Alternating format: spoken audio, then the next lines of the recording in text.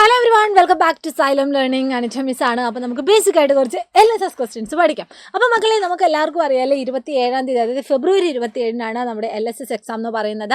നമുക്ക് EVS പഠിക്കണം, അതുപോലെ തന്നെ നമുക്ക് മാത്സ് പഠിക്കണം, മലയാളം പഠിക്കണം, ഇംഗ്ലീഷും അതിൻ്റെ കൂടെ പൊതുവിജ്ഞാനം GKയും കൂടി നമുക്ക് പഠിക്കേണ്ടതുണ്ട്.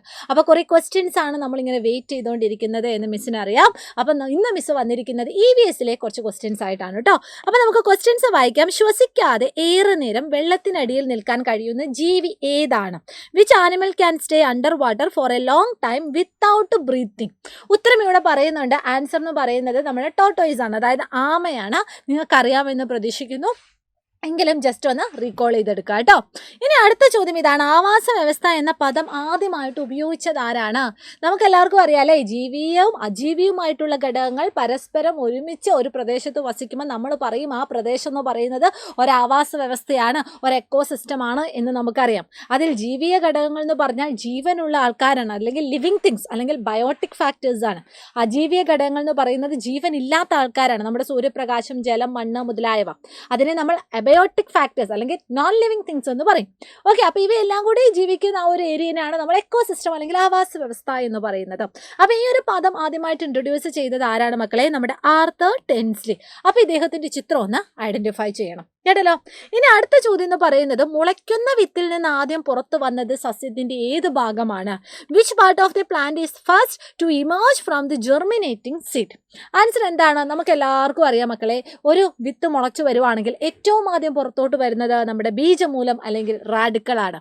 ഈ റാഡിക്കളാണ് പിന്നീട് വേരായിട്ട് മാറുന്നത്. പിന്നീട് പുറത്തു വരുന്നതാണ് ബീജശീർഷം അല്ലെങ്കിൽ പ്ലിമ്യൂൾ. അതാണ് പിന്നീട് എന്തായിട്ട് മാറുന്നത്? സ്റ്റെം അല്ലെങ്കിൽ തണ്ടായിട്ട് മാറുന്നത്. ഇതിൻ്റെ കൂടെ തന്നെ ഇലകളൊക്കെ ഉണ്ടായി സ്വന്തമായിട്ട് ഫുഡൊക്കെ പാകം ചെയ്യാനാകുന്ന അവസ്ഥ വരെ അവർക്ക് വേണ്ട ഫുഡൊക്കെ സ്റ്റോർ ചെയ്ത് വെച്ചിരിക്കുന്ന ഒരു ഭാഗമാണ് നമ്മുടെ കോട്ടിലിഡൻസ് അല്ലെങ്കിൽ ബീജപത്രങ്ങൾ എന്ന് പറയുന്നത്. അപ്പോൾ ഇലകളൊക്കെ ഉണ്ടായിട്ടുള്ള ഒരു സസ്യത്തിനെ അപേക്ഷിച്ച് അവിടെ നമുക്ക് കോട്ടിലിഡൻ കാണാനായിട്ട് സാധിക്കില്ല. കാരണം എന്താണ്? ഇലകളില്ലെങ്കിലാണ് നമുക്ക് കോട്ടിലിഡൻ്റെ ആവശ്യമുള്ളൂ. കാരണം ആ ഒരു ആഹാരം സ്റ്റോർ ചെയ്ത് വെക്കേണ്ട ആവശ്യമുള്ളൂ.